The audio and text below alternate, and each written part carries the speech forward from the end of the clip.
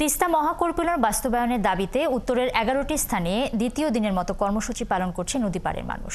মঙ্গলবার সকালে পদযাত্রায় আন্দোলনকারীরা জানান, উজানে একতরফাভাবে ভারতের বাঁধ নির্মাণ, তিস্তার পানির প্রবাহ ব্যাহত হচ্ছে।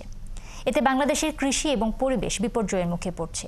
এছাড়াও তিস্তা পানিতে নেমে প্ল্যাকার্ড দেখিয়ে ভারতকে দেয়া হয় ব্যতিক্রমী প্রতিবাদ বার্তা। সহকর্মীদের পাঠানো তথ্য ও ছবিতে প্রতিবেদন। ব্যানার, পোস্টার, প্লেকার্ড হাতে ছোট বড় মিছিল নিয়ে নামে মানুষের ঢল। মঙ্গলবার সকালে লালমনিরহাটের তিস্তা ব্রিজ থেকে কাউনিয়া পর্যন্ত পদযাত্রায় অংশ নেন বহু মানুষ।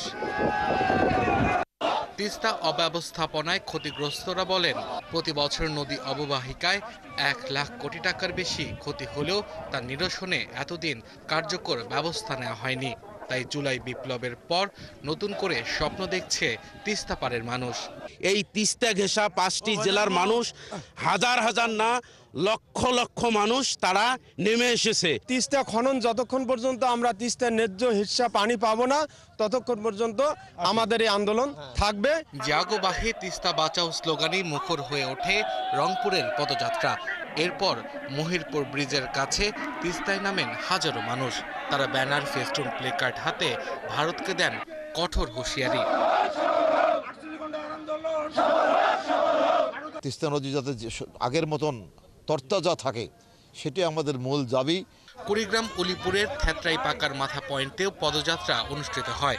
এতে অংশ নেন পরিবেশবাদী সংগঠন, কৃষক, জলবায়ু কর্মীরা। তিস্তার পানি ন্যায্য হিস্সা আদায় ও তিস্তা মহাপরিকল্পনা বাস্তবায়নের দাবিতে নীলফামারীতেও গণপদযাত্রা অনুষ্ঠিত হয়। বিএনপির নেতাকর্মীদের পাশাপাশি নদীপাড়ের বাসিন্দারা এই কর্মসূচিতে অংশ নেন। তিস্তার পানি আমাদেরকে পাইতে হবে, ন্যায্য হিস্সা তো পাবই, এবং আমাদের মহাপরিকল্পনা বাস্তবায়ন হোক, এইটা আমাদের দাবি। গাইবান্ধার সুন্দরগঞ্জের হরিপুর তিস্তা ব্রিজ পয়েন্টেও তিস্তায় 48 ঘন্টার কর্মসূচির দ্বিতীয় দিনেও নানা কর্মসূচি দেখা যায়, হাজারো মানুষের অংশগ্রহণ। বাবার আজকে আমার 5-6 একর জমি, অথচ সমস্ত নদীগুলো বিলীন হওয়ার পরে আজকে অন্য বাড়ি করে আছি। যখন পানির দরকার হয় না, তখন পরা পানি দেয়া আমাদের ডুবাইয়া ফেলে। মোট কথা, আমরা এই আন্দোলন শেষ না হওয়া পর্যন্ত অক্লান্ত পরিশ্রম করে যাব এবং দাবি আদায় করেই ছাড়বে ইনশাআল্লাহ। তিস্তা বাঁচাও নদী বাঁচাও সংগ্রাম পরিষদের পক্ষ থেকে বলা হচ্ছে, তিস্তা মহাপরিকল্পনা বাস্তবায়িত হলে 13,116 কোটি টাকার জমি উদ্ধার হবে। বছরে রক্ষা পাবে 11,240 কোটি টাকার সম্পদ। আব্দুল্লাহ মামুন, 71। তিস্তা মেগা প্রকল্প আন্দোলনের আরও খবর জানাতে রংপুর থেকে আমাদের সাথে যুক্ত হচ্ছেন সহকর্মী শাহ বায়াজিদ আহমেদ। বায়াজিদ, রংপুরের কাউনিয়া পর্যন্ত এই পদযাত্রা পৌঁছাতে কতক্ষণ সময় লাগতে পারে একটু জানাবেন, এবং এই কর্মসূচিতে আসলে সাধারণ মানুষ খুব স্বতঃস্ফূর্তভাবেই অংশগ্রহণ করেছে। এই কর্মসূচি নিয়ে তাদের মন্তব্য যদি বলেন।